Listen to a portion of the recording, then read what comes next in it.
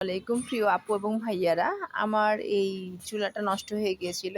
আম্মা আজকে দেখলাম কাজের বুয়াকে দিয়ে চুলাটা ঠিক করালেন। যাই হোক, চুলা ঠিক হয়েছে, এটা খুব আনন্দের একটা বিষয়। সামনে হয়তো পিঠাপুলিও খাওয়া হবে। আমি চিন্তা করছি এখানে একটা ছোটোখাটো গাছের সাথে একটা ছোটোখাটো কোনো মানে দিতে পারি কিনা। দেখুন চুলার এখন বর্তমান অবস্থা, চুলাটা একদম 2 পার্ট হয়ে গেছিলো ভেঙে, এখন ঠিক হয়েছে। আমি চিন্তা করছি একটা ছোটোখাটো স্পেস করা যায় কিনা, যেখানে যখন তখন এসে রান্নাবান্না করা যাবে, ছোটো স্পেসের মতো করে। আসার চিন্তা করছি ওই পাশে করলে কেমন হয়, মানে এদিকে করলে ভালো হবে। আর এই টবগুলোকে একটু গোছাবো, আমি গোছানোর সুযোগই পাচ্ছি না, ভীষণ অলস অলস হয়ে গেছি। সারা রাত কালকে রাইটারদের সাথে কাজ করেছি, 3টা পর্যন্ত, রাত 3টা পর্যন্ত কাজ করেছি, আবার রিসার্চের ক্লাস করেছি। সকাল 9টা থেকে অনলাইন ক্লাস শুরু করেছি, সেটা রাত 3টা পর্যন্ত চলেছে। 9টা না, হ্যাঁ সরি, রাত 10টা থেকে শুরু করেছি অনলাইন ক্লাস। এই অনলাইন ক্লাস যে আসলে মাঝে মধ্যে মানুষকে পৃথিবী থেকে সম্পূর্ণ বিচ্ছিন্ন করে ফেলে। আমি সেই জন্য মনে করি যে অনলাইন ক্লাস যত কম করা যায়। হ্যাঁ, একটা বিশাল পরিধিকে আপনি পাবেন না অনলাইন ক্লাস দিয়ে হয়তো, কিন্তু যতটুকু সম্ভব পারা যায় অনলাইন ক্লাস না করলেই ভালো। দিনের সময়টা আমি গাছের সাথে কাটাতে ভালোবাসি। আমি এখন চাকরি বাকরি কিচ্ছু করতেছি না, কারণ চাকরি বাকরিতে এখন যদি আমি এন্ট্রি করি তাহলে আমার হয়তো বা ওই প্রজেক্টের কাজটা হবে না। বেসিক্যালি আমি এখন করছি অলিভ অয়েল উৎপাদনে বাংলাদেশের সম্ভাব্যতা আছে কি না।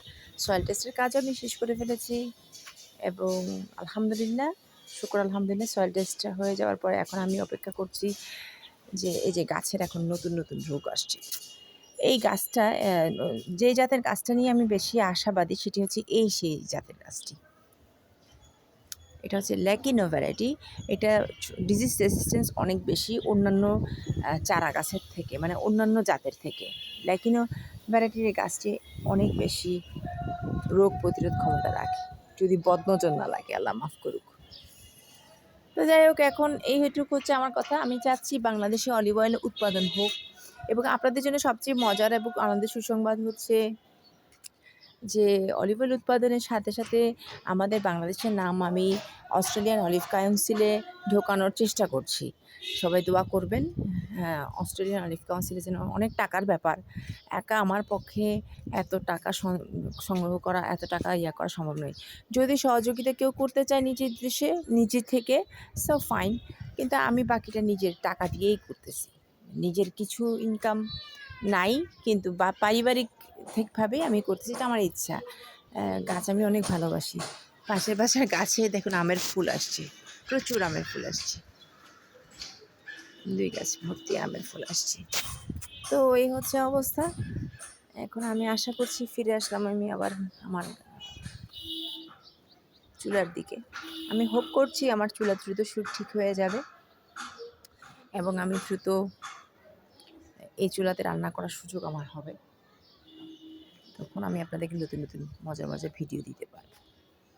এই হচ্ছে বর্তমান কন্ডিশন। আসছিলাম রোদ পোহাতে এসে এই দৃশ্যটা আসলে অনেক ভালো লাগলো দেখে।